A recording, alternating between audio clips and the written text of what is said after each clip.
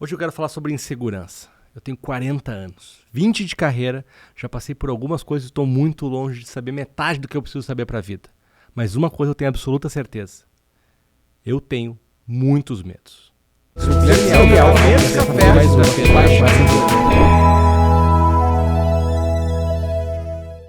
O primeiro deles é um medo de não ser capaz daquilo que as pessoas esperam de mim.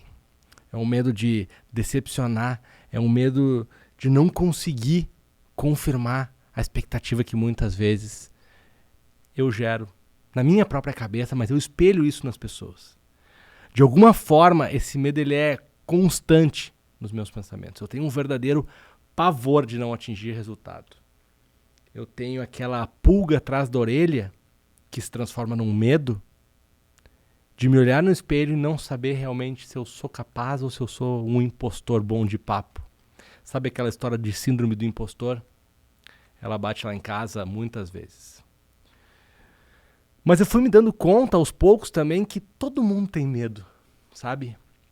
Os grandes homens, as grandes mulheres, as ricas, os ricos, os famosos, os que têm alta produtividade, não importa. Em algum momento do dia, todo mundo tem algum tipo de medo. Mas os medos, eles são extremamente individuais, pois as realidades são diferentes. Eu tenho certeza que o medo de uma mulher, por exemplo, passa por coisas que não passam por mim. Pelo fato de eu ser homem, eu tenho um privilégio nisso tudo, infelizmente. Eu tenho certeza que os medos de pessoas que estão em outra esfera de trabalho, de negócio, diferente da minha, têm outros medos.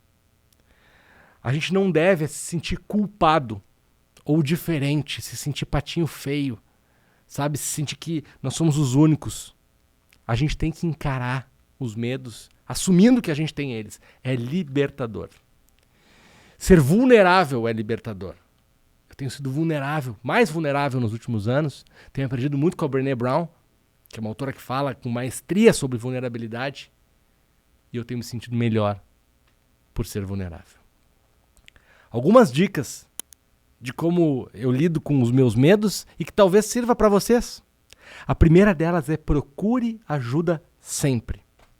Porque às vezes a gente fica até com vergonha de falar dos nossos medos, né? A gente fica achando, como eu falei antes, que aqueles medos são só nossos, quando na verdade não são.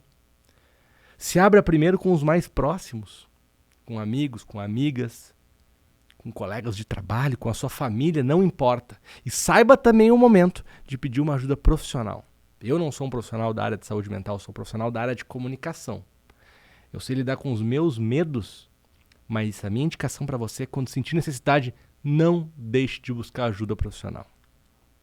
Uma outra coisa no âmbito da carreira é buscar um mentor.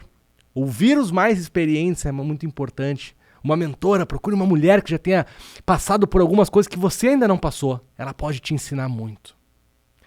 Eu tive uma pessoa na minha vida que mudou muita coisa, que foi o Edgar. Ele foi, eu costumo dizer que ele ainda é o meu mentor. A gente está desde 2012 juntos. E por mais que a gente não tenha mais uma regularidade, ele ocupa um espaço muito importante. Porque eu entrei numa crise de identidade profissional uma vez e o Edgar me disse o seguinte: o maior medo que eu tinha era de não dar em nada. Porque eu fazia um monte de coisa e eu tinha muito medo de não conseguir concretizar tudo aquilo que eu fazia, porque eu ficava pulando de galho em galho. E o Edgar, com a sua sabedoria, com a sua experiência, com os seus estudos, me disse: calma, fica tranquilo. Eu vou te ajudar a fazer várias coisas ao mesmo tempo, porque este é o teu perfil, tu gosta de fazer várias coisas ao mesmo tempo. Então eu vou te ajudar a fazer isso de uma forma mais inteligente, mais segura. E aí está o ponto. Quando a gente vai conhecendo formas mais seguras de viver o que a gente quer viver, a gente vai superando os medos. Tem uma outra coisa que eu ouvi na verdade no Instagram, da Greta Paz, que é uma empreendedora, uma amiga que eu admiro muito. E ela disse, eu não lembro exatamente onde ela guarda, mas aí você pode usar isso da maneira que você quiser. Guarde as coisas boas que você faz em algum lugar para que você possa ler. Pode ser no bloco de notas. Escreva o que você faz. Monte o seu, eu que estou dando esse nome, tá? Não foi a Greta. O seu museu do ego. Porque quando você tiver medo, você pode pegar o seu museu do ego e olhar ele e aí se sentir seguro novamente. Não é para você se exibir com o seu museu, não precisa convidar ninguém para ir lá. É só para você mesmo olhar o seu museu. Tem uma outra coisa muito importante que diz o seguinte: se der medo, vai com medo mesmo, mas calcule os riscos. E esse talvez tenha sido um dos maiores aprendizados que eu tenha tido no meu amadurecimento dos últimos anos. Calcular os riscos é muito importante. Quando eu falo de vencer o medo, eu não estou dizendo que a gente tem que fazer as coisas de qualquer jeito, porque muitas vezes a gente precisa entender os riscos e tomar melhores decisões. E não deixe de fazer mesmo que doa, porque a gente precisa aprender a lidar com a dor, porque a dor faz parte da vida também. Quando eu falo de vencer os medos, não significa que eles vão desaparecer, mas significa que a gente vai lidar melhor com eles. E para vencer o medo, requer muito esforço. Independente de qual é o seu medo, qual é o seu receio, não importa. Você precisa se esforçar demais. Por fim, tenha sempre em mente que nada é permanente.